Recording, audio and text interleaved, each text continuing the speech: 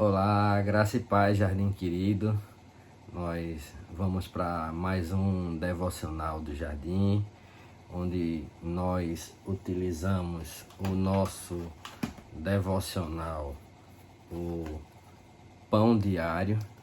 E o devocional de hoje, ele tem por título Uma Boa Razão. Então ele está baseado na leitura da primeira carta de Paulo a Timóteo, capítulo 5, versículos de 1 ao 8. E eu vou ler o texto bíblico e, como é de costume, depois da leitura do texto bíblico, nós faremos a nossa reflexão. Então diz assim: Nunca fale com dureza um homem mais velho, mas aconselhe-o como faria com seu próprio pai. Quanto aos mais jovens, aconselhe-os como a irmãos. Trate as mulheres mais velhas como trataria a sua mãe, e as mais jovens com toda a pureza, como se fossem suas irmãs. Cuide das viúvas que não têm ninguém para ajudá-las, mas se elas tiverem filhos ou netos, a primeira responsabilidade delas é mostrar devoção no lar e retribuir aos pais o cuidado recebido. Isso é algo que agrada a Deus. A verdadeira viúva, uma mulher sozinha no mundo, põe sua esperança em Deus. Dia e noite faz súplicas e orações, mas a viúva que vive apenas para o prazer está morta, ainda que esteja viva. Dê essas instruções para que ninguém fique sujeito a críticas. Aqueles que não cuidam dos seus, especialmente dos da sua própria família, negaram a fé e são piores que os descrentes. Então essa é a leitura de hoje. Como eu já disse para vocês, o devocional de hoje tem por título Uma Boa Razão.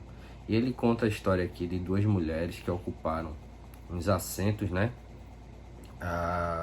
do corredor de um avião na mesma fileira, e uma outra pessoa estava observando, a atitude, daquelas mulheres. E diz assim que elas tinham uma certa aparência, uma mais nova e uma mais idosa, e que a mais nova, ela pegava, ia passando para a idosa, que segundo o texto do nosso devocional, ela tinha em torno de uns 90 anos, e ela passava, fatia de maçã, sanduíche, toalha de higiene e no final um jornal, E a outra pessoa ficou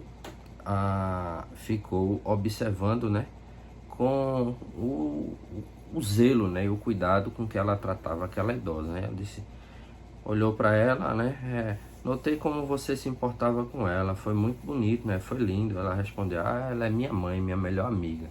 Então, lança a pergunta, logo em seguida: não seria ótimo se todos nós pudéssemos dizer algo assim? Então, eu, como vocês sabem, irmãos e irmãs, eu sou professor, eu trabalho com a educação de crianças e de jovens, crianças, adolescentes, jovens, e a gente se depara, com todo tipo de estudante, com todo tipo de criança, com todo tipo de jovem, de adolescente. E na maioria das vezes, aqueles e aquelas que são os mais problemáticos, quando não existe alguma questão de ordem desenvolvimental mesmo, ou algo de ordem, da estrutura daquela criança, alguma questão de algum transtorno, como de hiperatividade, alguma coisa. Na maioria das vezes, quando a gente se depara com crianças assim mais problemáticas, é porque elas não têm as suas relações familiares bem estruturadas. Na maioria das vezes são famílias desestruturadas, famílias onde a gente tem ou o pai ou a mãe, ou às vezes até ambos, vítima do alcoolismo ou da dependência química, ou encontro com crianças que podem morar não com os pais porque perderam esses pais para a criminalidade, né, para a violência, e nesse caso moram com os tios, tias ou avós e avós, né? Mas são crianças com os seus laços, né, familiares desorganizados, né, desestruturados. E nesse sentido, muitas delas, né, elas têm mágoas com relação aos seus pais. Então, hoje, quando a gente encontra, né, a família, onde a gente tem o pai, a mãe e os seus filhos e filhas vivendo em harmonia, a gente louva a Deus quando isso acontece. Mas nem sempre é assim. Você deve conhecer ou deve ter conhecido alguém ao longo da sua vida, né, que teve na sua família problema com o pai ou com a mãe, às vezes por uma besteira, né, aquele vínculo, né, familiar, afetivo, né, familiar, ele é abalado, ele é desfeito, né? Então, às vezes, um processo de separação dos pais, ele contribui para que um filho, uma filha, ele venha, né, a desenvolver uma mágoa, ou do pai ou da mãe, né, ou de ambos.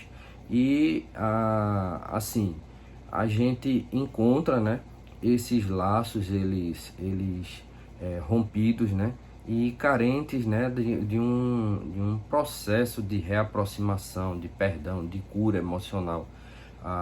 E nesse sentido, o texto, né, que nós lemos de Paulo, né, a Timóteo, ele nos orienta, né, a nunca falar, né, com dureza um homem mais velho. Então isso é uma orientação que pode servir para os filhos e filhas, né, porque logicamente seu pai, sua mãe, ele é mais velho que você. Então, mas diz assim, mas aconselho como faria com o seu próprio pai. Isso seria uma coisa muito interessante se a gente não tivesse casos, né, desses vínculos familiares, desses vínculos, né, afetivos familiares, né, destroçados. Então, como fazer, por exemplo, mudando a linha de raciocínio, em outras palavras, é muito fácil, né, a gente se dirigir com amor, com cuidado a uma pessoa mais velha, né, quando a gente gosta daquela pessoa. Mas quando a gente tem algum problema com ela, e aí já se torna um pouco mais difícil. Mas o que a gente observa é que o texto, né, ele orienta, né, orienta para que a gente cuide, né, dessas pessoas, né, com delicadeza, porque isso agrada a Deus, né? E de uma forma especial, esse texto ele traz essa orientação, né, do respeito para com os mais velhos, mas a partir do versículo 3, perdão, ele orienta, né, com o cuidado com as viúvas, né, em especial com as viúvas, né, e orienta para que a gente faça isso, porque ele faz um fechamento, né, dizendo assim, veja, você vai tratar os mais velhos como se você tratasse seus pais. Então, partindo do suposto, né, de que a sua relação com seus pais é uma boa relação. Então, você não vai destratar seu pai, sua mãe. Então, você vai tratar os mais velhos, as mais velhas, da mesma forma como você trata seu pai e sua mãe. E fazendo isso, por quê?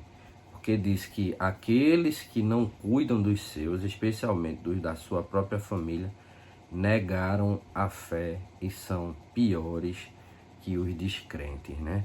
Então vejam a responsabilidade. Quando você nega, pelo texto, né, aqueles que não cuidam dos seus, especialmente dos da sua própria família, negaram a fé e são piores que os descrentes. Então, por quê? Porque se o descrente ele despreza aqueles que são seus, faz isso porque ele é descrente. ele não tem, em tese, né? Ele não conhece a Deus, então a atitude dele, ela não é guiada pela palavra de Deus. Mas um crente guiado pela palavra de Deus, que despreza aqueles que são seus, certo? Ele é pior, segundo o texto, do que o descrente. Então, mas vai mais além, porque o crente, ele não tem que cuidar apenas dos seus, ele tem que cuidar dos seus e cuidar daqueles mais velhos como se fossem os seus. E de certa forma são, porque são o nosso próximo, né? Então, nesse sentido, fica o conselho, né, do texto, né, para que a gente observe. Vejam, às vezes se deparo com pessoas que dizem: é muito complicado estar cuidando do meu pai, da minha mãe, da minha avó, minha tia mais velha, a gente vai para um canto, tem que andar mais devagar, porque ela já não anda tão rápido quanto a gente. Mas só que essas pessoas esquecem que vão passar por isso, a menos que Jesus as chame ainda na meia-idade, né, na idade adulta, né, jovem, o que ninguém quer ir, se encontrar com Jesus ainda jovem, né. Um pastor conhecido meu, ele dizia que na hora da morte todo mundo é educado, né? Todo mundo quer ceder a vez para o próximo. Então, por mais que a gente tenha convicção de que, partindo dessa realidade aqui para o transcendente, para aquilo que a gente não conhece, a gente nunca quer ir primeiro, né? A gente quer sempre passar mais um pouquinho aqui.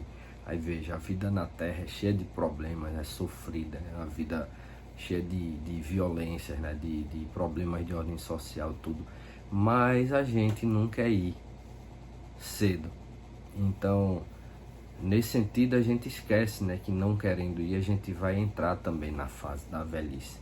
E se a lógica é, quando criança, os adultos cuidam de nós, na idade adulta a gente vai cuidar dos nossos cuidadores, e o ciclo ele vai se reproduzindo, porque o comum, nem sempre isso acontece, né? Mas o comum é que os filhos eles sepultem os pais. Às vezes não acontece isso por uma outra tragédia, uma doença, alguma coisa, mas esse seria o comum. Então, seu pai, sua mãe, seu tio, sua tia, seu avô, sua avó, a depender, né, da sua história de vida, cuidou de você, mais na frente ele vai precisar que você cuide dele ou dela. Então, Paulo ele dá essa recomendação, que a gente cuide não somente dos nossos, mas cuide dos desamparados, né, dos idosos, né, especialmente o texto traz as viúvas, né. Deus ele mostra uma preocupação muito grande nos seus textos, né, na sua palavra sagrada, né, pelo órfão, pelo pobre, pelo estrangeiro e pela viúva. Então, nesse sentido, que a gente possa aprender, né, com esse texto, a tratar bem aqueles e aquelas que já estão com a idade um pouco mais avançada do que a nossa, até porque é o seguinte, essas pessoas são uma fonte de sabedoria. Elas viveram, já estão, né, na Terra há mais tempo que a gente, então já tem mais experiência, tem muita coisa para compartilhar conosco e a gente aprende com elas, né? Então eu até recentemente, deixa eu só lembrar aqui o nome do filme que eu vou recomendar para que vocês assistam. É um filme nacional, com o José de Abreu. É um filme que está na Netflix, chamado Antes que Eu Me Esqueça. vou recomendar que vocês assistam. É um filme que ele mistura drama com comédia. Vejam, ele conta a história de um senhor, que é um juiz aposentado, que é o José de Abreu, e ele tem 2 filhos, uma filha e um filho. O filho é interpretado pelo Danton Mello, né, o irmão do Selton Mello. Selton Mello, né, que fez o Auto da Compadecida. E esse filme, né, nesse filme, esse pai, né, ele começa a desenvolver o Alzheimer. E a filha entra na justiça, né, para solicitar a tutela, né, do cuidado, né, do pai e, logicamente, dos seus bens. E o pai, ele enquanto ainda está com as faculdades mentais dele, né, lúcidas assim, ele, acho que revoltado por essa situação, ele resolve pegar a maior parte do dinheiro que ele tinha guardado e comprar um prostíbulo. E ele faz uma parceria, né, com o dono do prostíbulo. Ele diz assim, ó, vamos fazer uma parceria, o local fica sendo meu, certo? Eu lhe dou o dinheiro, mas quando eu morrer, eu deixo já tudo acertadinho para que ele volte a posse para você. E nessa coisa, né, na audiência, o filho dele, né, que estava afastado dele, o juiz recomenda que ele passe um tempo com o pai para avaliar melhor se realmente o pai estava esquecendo as coisas, né, porque ele na audiência disse que não sabia, né, não tinha como opinar se era o melhor, como a filha, né, a irmã dele dizia, e nisso se desenrola a história. Então é um filme interessante porque ele apesar, né, da questão, né, do juiz comprando lá o prostíbulo, né, é um filme que vai mostrando a forma como o filho, aquele que estava há muito tempo afastado e até brigado com o pai, ele vai se reaproximando do pai e desenvolvendo uma relação afetiva que ele não tinha. Então é um filme que ele mostra assim, pra gente, né, o olhar de cuidado que a gente deve ter com aquelas pessoas que fazem parte da nossa família, principalmente aquelas que são mais velhas. Então o nome do filme é Antes que Eu Me Esqueça. Então eu recomendo que vocês assistam, né? É um filme muito interessante, né? Que mistura comédia com drama, né? Com uma série de fatores, né? E que ele serve para ilustrar um pouquinho, né, dessa questão do cuidado. Então, no mais, é isso. Que Deus ele nos ajude a